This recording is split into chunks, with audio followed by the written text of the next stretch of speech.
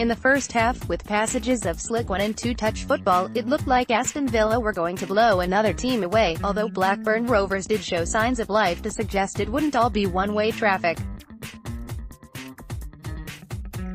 Despite having a goal chalked off for offside on the stroke of halftime, Villa, after Tammy Abraham's opener, were looking good 1-0 up at halftime.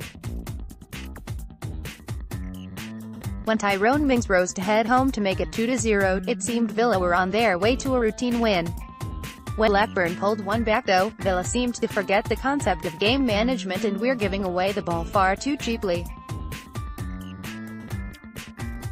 In the closing minutes, instead of running down the clock by taking it down to the corner flag, players would cut in and run into traffic. In the end, it took a grand run from the right wing to the left by John McGinn to show his teammates how it should be done, when he also won a corner, after taking a good few seconds off the clock. Villa got there in the end and the vital 3 points were bagged, as they now eye wins in back-to-back away encounters. Until then, here's 5 reasons to be cheerful as villains. OBV's obvious point, but 5 wins in a row is just the tonic going into a vital month of April.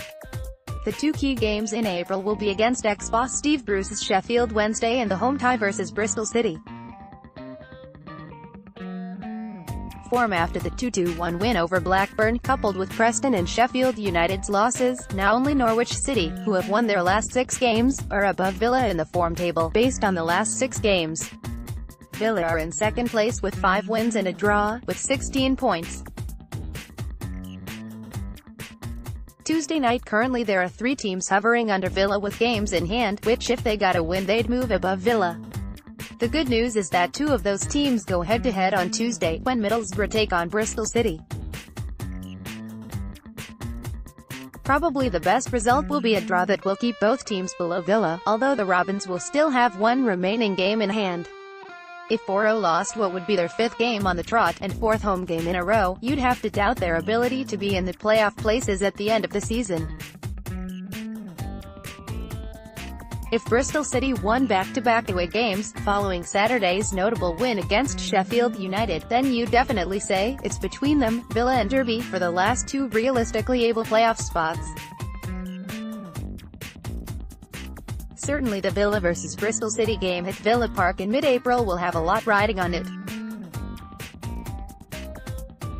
Mind the gap. What happened to that team whose fans were telling us to mind the gap earlier in the season?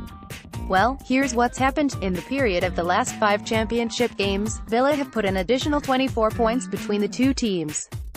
One team have won their last 5 games, while another one has lost their last 5, and had 9 points deducted. While he had his troubles at Villa, he was always a favorite of Mom's. Embed from Getty Images. Also at the Blackburn Rovers game, amongst several former players, was Martin Lawson too, another fan favorite. Both Lawson and Angel ultimately had frustrating times at Villa Park on the whole, which fans largely were sympathetic to at the time.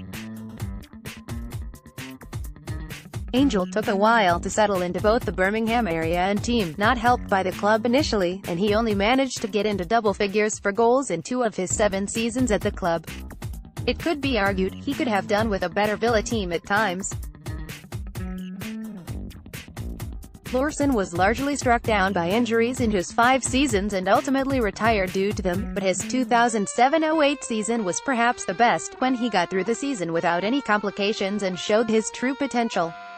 Although he only appear in around 90 games in all competitions for Villa, he'll always be fondly remembered for how he'd whip up the Villa crowd with his commitment and passionate celebrations.